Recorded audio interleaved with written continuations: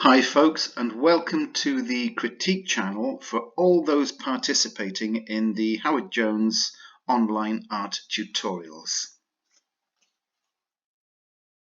Welcome to this critique from the first watercolour lesson, March the 3rd, and we're starting off with Alison's painting, the market scene with figures, and my initial thoughts are it's very, very clean. It's very economical in terms of brushwork. I like that. I'm just checking. Perspective seems to be good. Head height seems to be good. It might give us the impression that there is a slight sort of undulation in the ground, as the eye line is mostly on these figures here. But with this figure down here, a little bit lower than that, which gives us the impression that, yeah, there's a slight gradient. So it would make this person here quite a tall person, but that's fine. I think that's fine. I'm just explaining this because that's how we must read it. You see the line. Let me just grab a pencil here. Just grab a pencil a second. The eye line probably is dominated by the fact that most of our figures are there. You see, so look at how that goes through the shoulders of this figure here rather than through the head. Now this figure is quite close. This figure here is quite close to this figure here. There's probably only a couple of yards. This one here on the left in blue in the shadow is probably only a yard, if that, in front of this one. So really that means that what we're saying is this person is a very tall person, judging this person's height compared to the others. So so be it. That's fine. We are certainly we vary in height as creatures. That's fine. So as I say, this figure down here, because the head is a lot lower than the eye line, then we're suggesting that there's a slight incline, a slight gradient up here, which is absolutely fine. Let me just get rid of those marks a second. The head sizes you've got to be a little bit careful of. I think they're mostly pretty close. Maybe they're almost a little bit too big, but I don't mean to nitpick, but there may be just a head on this person here is probably about that size. And if you think about it, if the head was at the correct scale, then that eye line would look better too. I mean, obviously people wear headgear, people wear hats, people have big hairdos. So, that taken into account, these are just things that need pointing out. And this person's got a lot of hair. I love the texture in this figure here, and the texture in the foreground here in the market itself. We don't know what's there exactly, but that's what the loose style is all about. It's inference rather than statement. Love the light. I think the shadows are excellent, absolutely fantastic. The parasols look good. They're really interesting. Good shape to them. They haven't just been sort of rendered, a triangular shape. There's been some thought gone into those shapes. Yeah, I like this. I like it. Yeah, good work, Alison. So let me just move on to the next one. Sorry, the colors are really, there's a simple color palette here, isn't there? Sorry, before I move off. There's a simple color palette here, from the warmth on this side to the mostly shadowed stuff on this side, but just enough warmth too in the shadows and in the foreground. Yeah, it's good. It's a really good balance. So, and now we are looking at Ron's. This is fantastic. The buildings look tremendous. Love the market here, and being familiar with Ron's work now over the last few years, I can see just how good the underlying drawing is.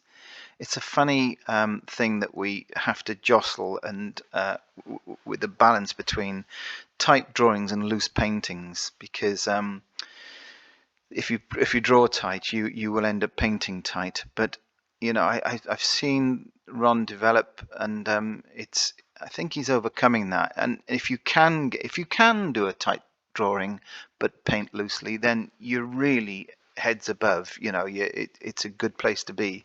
So I'd say stick with it.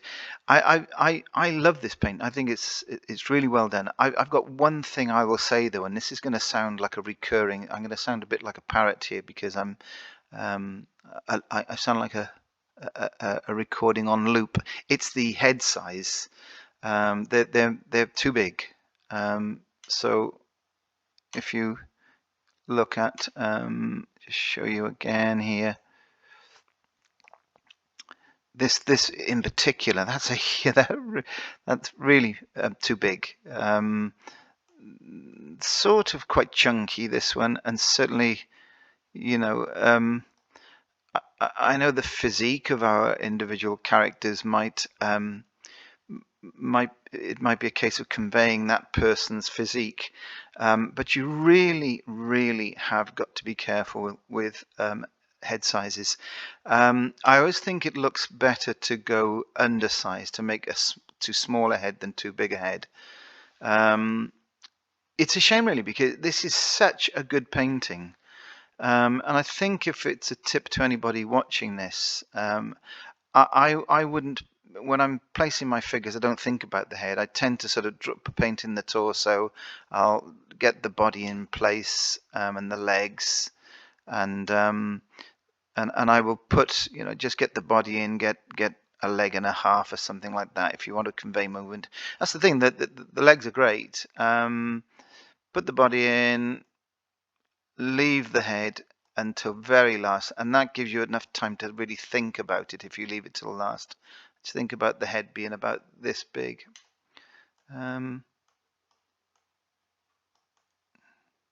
Yeah, it's good. It's a lovely looking painting. Like the light, I think we've got a lovely sense of depth and distance in that distant building.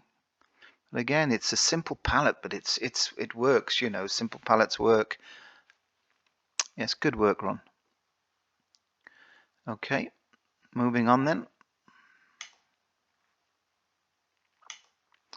And next up, we've got Viv. Viv's work, quite different again. Now the head size here, I think, are great. I think they're right. I think they're spot on, and even allowing for this nearer character to have quite a big head of hair. That's fine. It's when these heads, if you know, if you're putting more than a couple of figures in your paintings, and it only takes two of them to be oversized for it to look like pretty obvious that the artist has got this wrong. It's amazing how common a problem it is. It is actually. So I'm going to repeat the same. Not on this in this case. Viv's done a grand job here. I like the suggestion of hats on some of these figures too. Maybe Viv, you need to consider just how wet on dry, how much wet on dry you're using. What's happening with a lot of these figures, nearly all of them actually, is there's a lot of strong wet paint on dry paper, and that gives us a really hard edge everywhere, and it's something that we need to address. Let me just get a pencil here a second. I'll get a pen because I can do a little bit of softening off here. Let me just show you. Let's take a pinky type color. Let's imagine then, okay. Whoops, that was the wrong mark. Bear with me a second. Let's get this. I just want to soften one or two of these edges for you to see. If I soften here, and I soften these two figures into each other like this, so you can't see the edge of either of those two figures at that point. Okay, and then if I take a lighter color, something like this, and just soften perhaps in here somewhere, and I soften through the legs a little bit, so there's less strength of paint where I'm putting this. I hope you can see this. When you lose the strength in areas like this, it gives them movement. It gives your figures movement. You've got to be really careful to go hard-edged with strong paint all the way around your shapes, and that's that goes for anything that suggests that's you're gonna need to suggest movement in. That could be trees, it could be vehicles on a road. It's definitely in the case of figures because we're often moving around. It's same here. There's a very, very strong hard shape here, so the edges get makes the figures look really static, with the exception if you look at the body, the pose of this figure here. Their legs are together and they're side on, and that suggests that they've stopped. They're either looking at something or they're having a conversation. That's fine. This figure can be.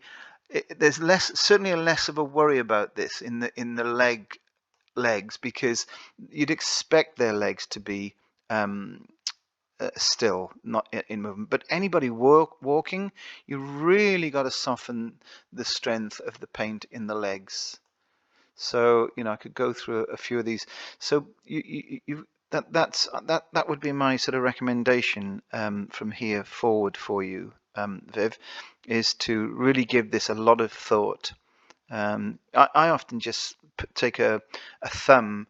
Once I've painted my figure, if I feel as though it's too strong everywhere, you need some strength in the shoulders usually of your figures around here. So that's why I haven't interfered with the upper areas of the bodies of the figures. It's mostly the leg areas and sometimes around the shoulders. But what I'll often do is put my paint on my figures and smudge the edges with my finger or thumb, and that's usually enough to do the trick. So I mean, it's great. I mean, it's a really, really good painting. It's nice to see things coming together, getting the head height right, which might have been an issue before. Placement of scale, position and scale. These are all in the right place. The scale of these figures, having a nice time outside the cafe here. Yeah, perfect. Absolutely spot on. So let's just think about the just how hard you're leaving your shapes, particularly your figures. It's good. Like the market. Again, a good balanced color. The shadows are excellent. Excellent.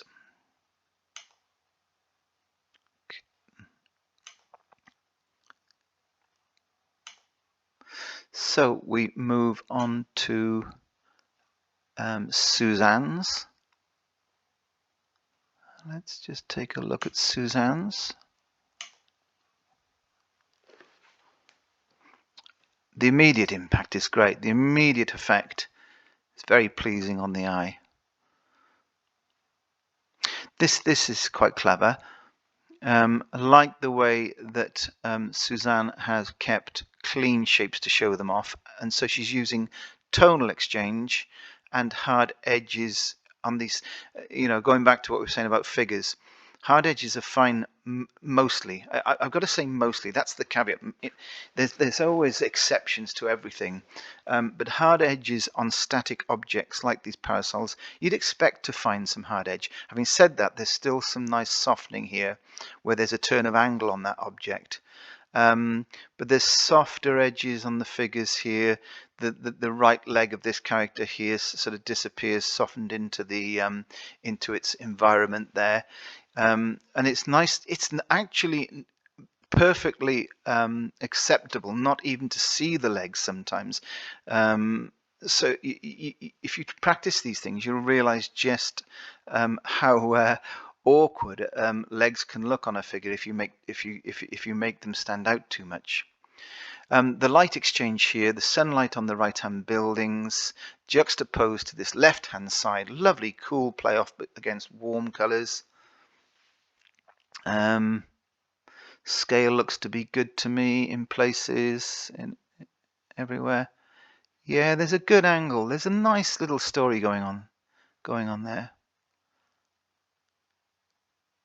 I think that's excellent. It's a very good painting.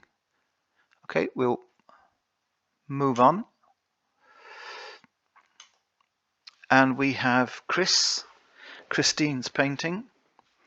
There's a bit of a blue cast on this photo, and I'm guessing that might be something to do with the room that you were in, or the light under which you were taking this photo. So I'll bear that in mind. It actually looks really nice as a result, but I'm guessing that this outer area to this painting is probably a white or cream coloured mount. Need to get my pencil so I can show you what I'm talking about, of course.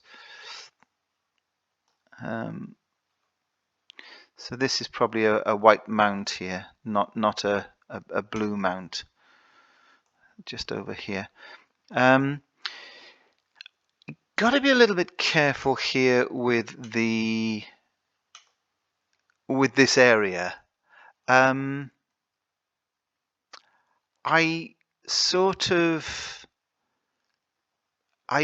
want to see windows. I think sometimes when our mindset is we're painting loose, I think sometimes we think we can sort of get away with almost anything. I probably would like to see a little bit more effort made in terms of placing windows. Let me see if I can give you an example here. Just trying to choose the right sort of tonal value here. See, some of these, I get the fact that these verticals that you've put in are probably windows, but if you could just make more of an effort here, and say, well, a little bit something over the top of that window. It's not quite registering enough, and although it's a great thing to do to keep information in a sort of loose reference rather than a statement, that's what we do most of the time in the loose style.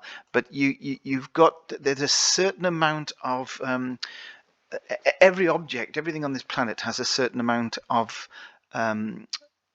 recognizable quality before it becomes what it's meant to be. If that's not a great description of what I'm trying to say, is a tree with a couple of branches on will still look like a tree. A tree with no branches on it will not look like a tree. So you've got to bear that in mind when you're dealing with whatever your subject matter is. So that aside, let me just take those out for you for a moment. That aside, this painting has got a beautiful atmosphere to it. It's really as though we're just going to go down the street here and move into the sunshine. Just beyond these three people here, there's a wonderful morning about to sort of fall upon you. It looks lovely. I think to be a little bit careful too down here. So as we sort of said on this side, make a little bit more of these. We'd expect, I think, for a marketplace to have something coming out from the market onto the ground about here. The little stands. There may be sloping displays of fruit or jewelry or whatever these things are, but instead of it coming down as it is at the moment, flat to the ground, I think you've got to break this area up a little bit. So, I mean, don't be afraid. It's what I'm always saying. Don't be afraid to take risks and chances. You'll thank yourself afterwards for it, because even if you get a bad painting while you're taking those risks, as a result of taking those risks, you'll be more educated by the time you pick up the brush for your next painting. That's the way to look at it. The figures in this are absolutely spot on. Chris, I think you ought to take up you should do more of these paintings with figures in. Love the figures. Head size is spot on. There's no irregularities. Yeah, this is good. Love the mother and daughter, or mother and son here combination. These three having a nice time talking about what they're going to spend their money on. That's really good. It's a lovely looking painting. Yeah, good. Okay, let's go to Bob's. So Bob, we have just taking this in at the moment. Okay, first thing that catches my eye a bit here is this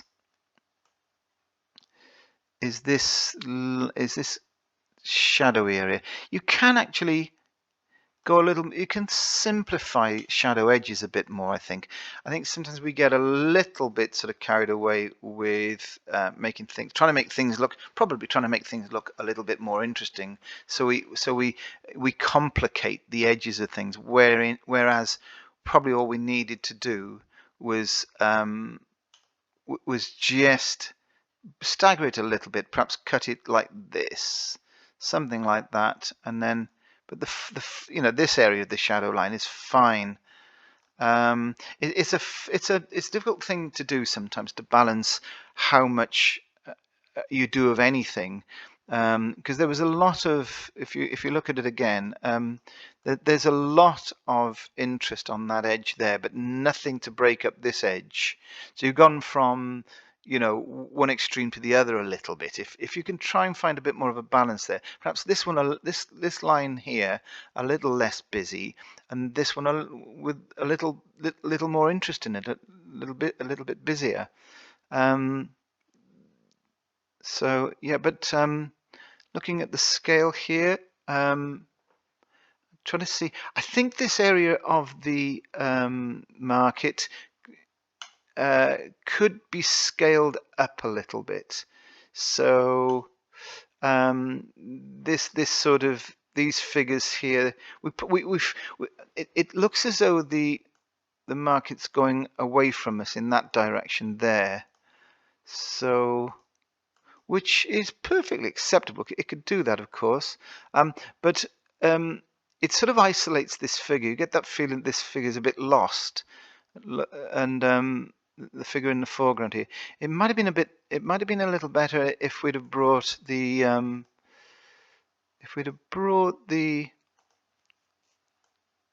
edge of the market right up to us here, so these stands would have been noticeably closer here on the left, and maybe even another figure about here somewhere.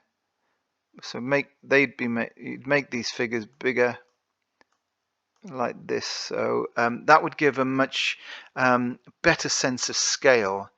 There's a little imbalance here, but in the scale between what's going on here with this figure and how far away from us this area is here over on the side here. Again, try and be careful with the legs. Okay, they are a little bit heavy. They're all sort of quite hard. Just looking at the legs there. I think the eye line is pretty good. Yeah, for the most part. Whoops, I went up there. Should more like that, something like that. I think that's pretty good. I think the eye line is pretty good. But yeah, it's just this. It's funny. It's just what's being conveyed to the viewer. That's my slight issue there. The buildings look good. The perspective over here looks good to me.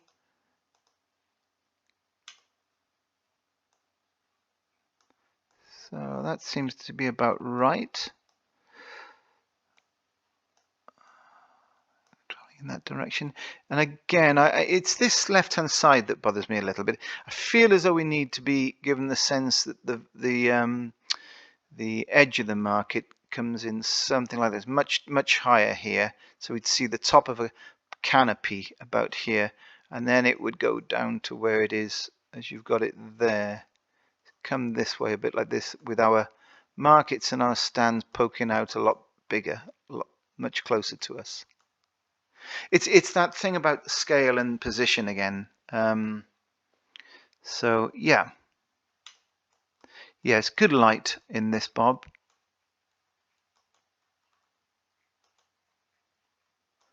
Yeah, it's good light, and I do like the figures. Head size absolutely spot on your figures. It's just a little bit heavy in the legs again. Good. It's a nice, pleasing looking painting. Okay. Next we have Liz. Liz's work. Oh, these are elegant figures, aren't they?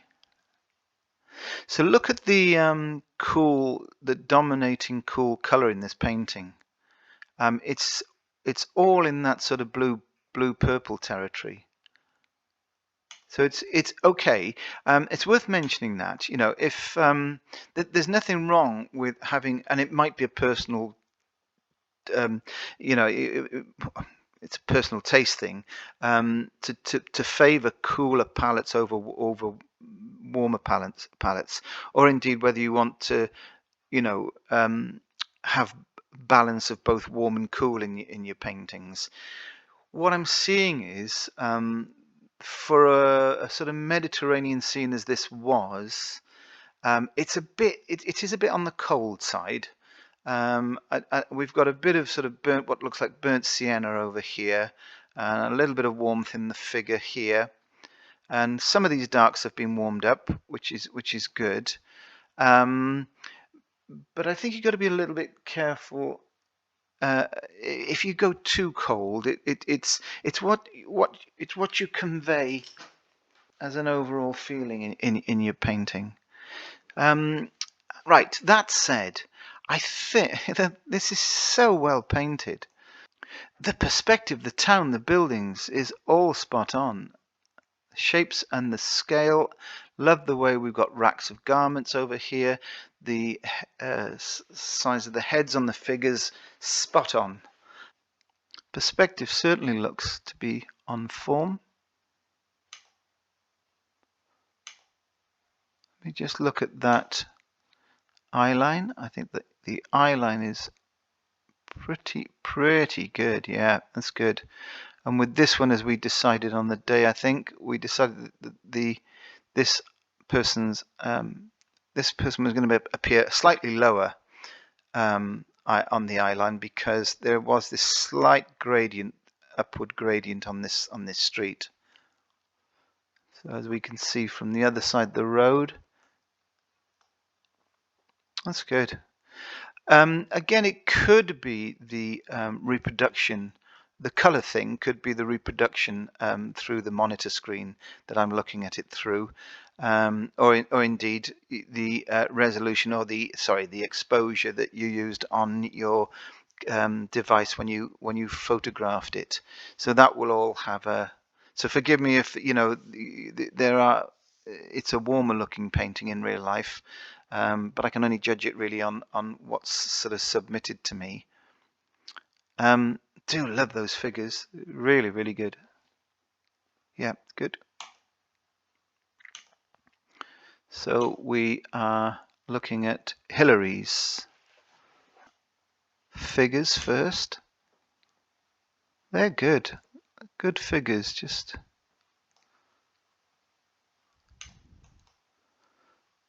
Yep. I think you might have been better off perhaps just putting a little bit of shadow over the nearer. Let me just show you what I mean.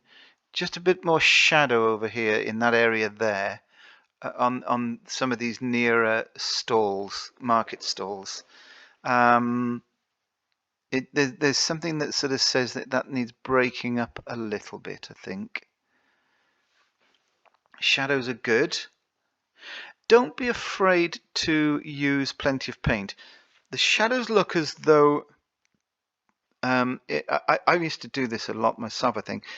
I'd pick up a lot of paint um, and get a good color for my shadow, only then to probably add too much water to it before I applied it to my painting.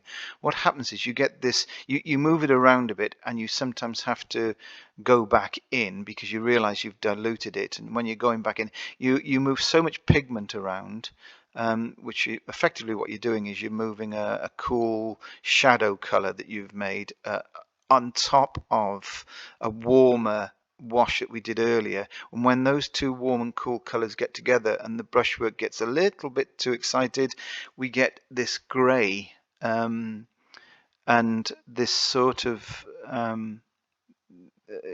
we get these odd